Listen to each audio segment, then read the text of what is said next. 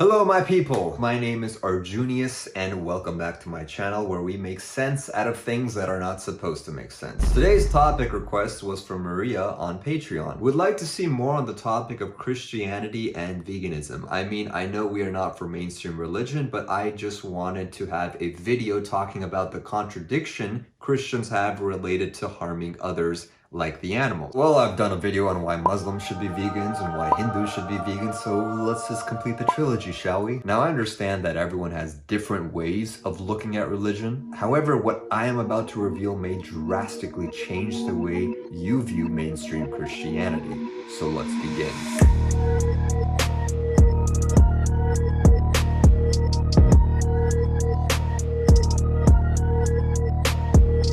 Now, right off the bat, you might be thinking, how on earth can Christianity preach abstinence from animal products when there are references to eating animals all over the Bible? The Gospel records Jesus eating fish and offering fish to others, but to be fair, Jesus was never documented eating beef, lamb, or poultry, so why use fish as a justification to eat other types of meat and support an animal holocaust? Now, I'm not condoning pescetarianism either, which is basically not eating any animal product besides fish. Well, the thing is, during the times of the Bible, fish was a staple protein source, and many ate meat back then for survival, not pleasure, tradition, and convenience like we do today. But more on this later. Let's first talk about the most popular biblical passage used to justify eating meat. Then God said, "Let us make man in our image, after our likeness, and let them have dominion over the fish of the sea, and over the birds of the heavens, and over the livestock, and over all the earth, and over every creeping thing that creeps on the earth." See, what people are forgetting is that the power of Christ was meant to serve. So why would you think that the term dominion was meant to kill and destroy? I mean, really look at all of the references to what the power of Christ is supposed to be all about. In the unaltered Old Testament, God explicitly states, "I give you every seed-bearing plant on the face of the whole earth and every tree that has fruit with seed in it. They will be yours for food, and to all the beasts of the earth and all the birds in the sky and all the creatures that move along the ground. Everything that has the breath of life in it, I give every green plant for food." Okay, so what's going on here? God is literally saying eat plant-based at the beginning of Genesis. Then toward the end of Genesis, God just changes his mind and says you can consume meat. Followed by Jesus out here eating fish.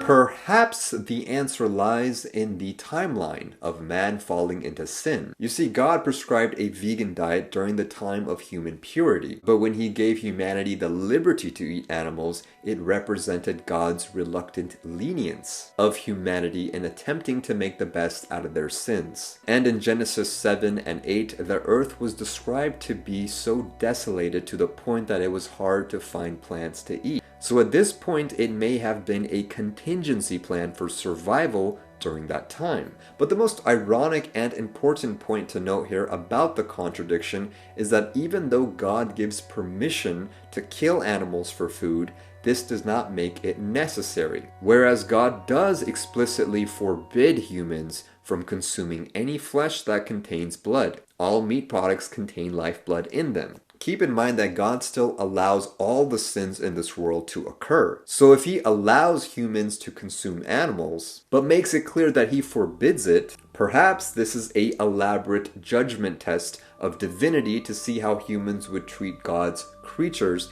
if they had the permission to do whatever they wanted to them. Would they become greedy and gluttonous from God's permission, or would they be strictly adhering to what he said not to do and protect God's creations? And what's more is that throughout Genesis, the descriptions of the Garden of Eden and the eternal kingdom of God vividly paint an ideal world with no killing.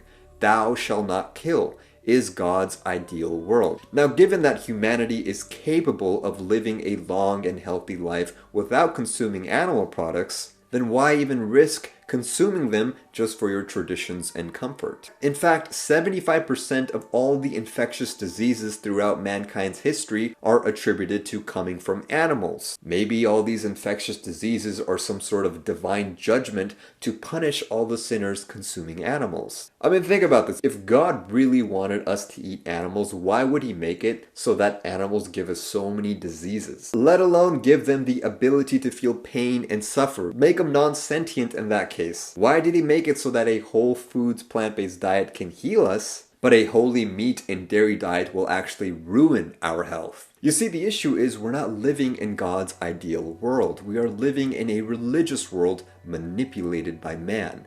You see, no one will bat an eye when the things God created himself are destroyed, but everyone loses their minds when the things like the Bible, a statue, or a cross that were created by man in the name of God are destroyed. They'll destroy God's oceans, God's skies, God's forests, and God's sentient animals, yet actually try to justify that God is okay with that because a bunch of scholars claiming to be God's representatives rewrote the Bible into the New Testament to be okay with eating animals.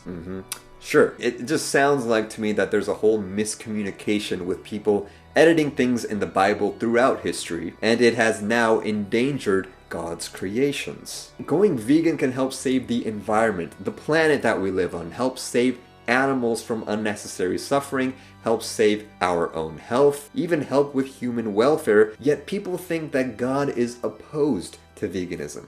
Unless you've been tricked into following the devil, like the Gnostics believed, peace begins on your dinner plate. Chaos out.